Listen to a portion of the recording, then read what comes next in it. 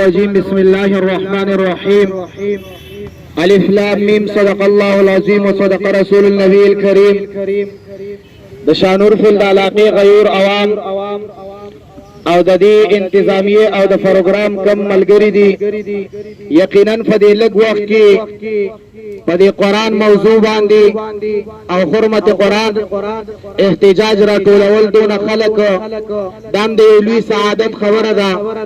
محترم مسلمانانو، الله جل شانو فخپل کلام کې فخپل فرمایي چې قرآن ما نازل کړی دی، د دې حفاظت پز کوما کو تاسو وګورئ. دغه شانته الله رب العزت کتابونه را لېږلي دي، کو تاسو تورات زبور انجیل ته وګورئ. هر علما تاسو فرمایي چې یو کس نه را پاسېدل چې انجیل ته نقصان رسولې دی یا تورات ته نقصان رسولې دی یا زبور ته نقصان رسولې دی، لیکن دغه تنگ نظر خلک را پاسي قرآن مجید په حرمتي کوي، کله قرآن مجید سوځوي، کله قرآن مجید د خپل لاندې کوي. دا څه وجه ده؟ هغه بین الاقوامي قوتونه او هغه کفار مسلمان ته تنگ نظر وي، مسلمان ته تنگ نظر په دې وجه باندې وي تاسو زمون دین نه مړئ، موږ د هغوی د کتاب اوسه پورې به حرمتي ونکړه، موږ د هغوی د شانتي د دین به حرمتي ونکړه.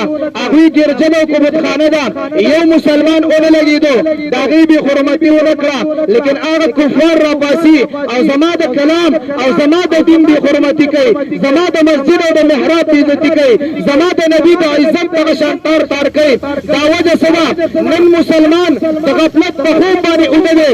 نن کو مسلمان ته د قرآن لپاره اواز وکړی شي چې مسلمانه د قرآن لپاره نن یو احتجاج دی.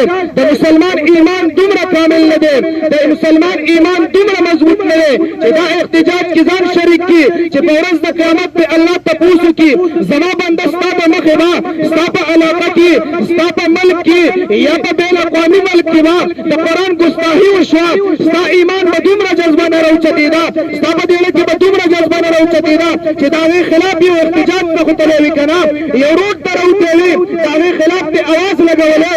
نبي علیه الصلاة والسلام فرمایي یو ناروا کار وینئ هغه په لاس سره منې کوي چې د لاس وس دې نه رسي، په ژبې سره یې منې کړه چې د ژبې وس دې نه رسي، په زړه کې هغه کار ته بد ووایه. دا د ایمان د ټولو نه کمه درجه ده.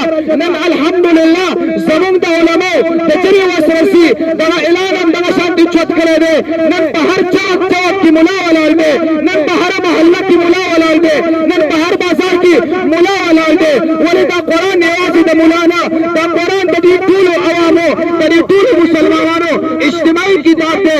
نن خلک مطالبه کوي د حکومت د وخت نه چې دا سویډن سفیر دی د دې ځای نه بار کړی شي. لومړی ته خلکو نه تپوس کومه محترم مسلمانانو، بعضې خلک د قرآن په نوم باندې سیاست چمکوي چې سفیر دې بار کړی شي. دغه کس ته لومړی دا ویل چې په پاکستان سفارتخانه کې د سویډن سفیر را معلوم که موږ به ورته وباسو.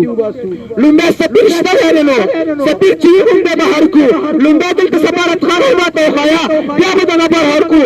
محترم مسلمانانو، د سیاست نه هر کار دې ته به موږ دا سوچ کوو دې قرآن ته چې قرآن آخري کتاب دی او زما او ستا لپاره کامل او اکمل راغلی دی او نبي علیه السلام دین دا آخري دین دی، د دې نه بعد بل دین راتلو والی نشته.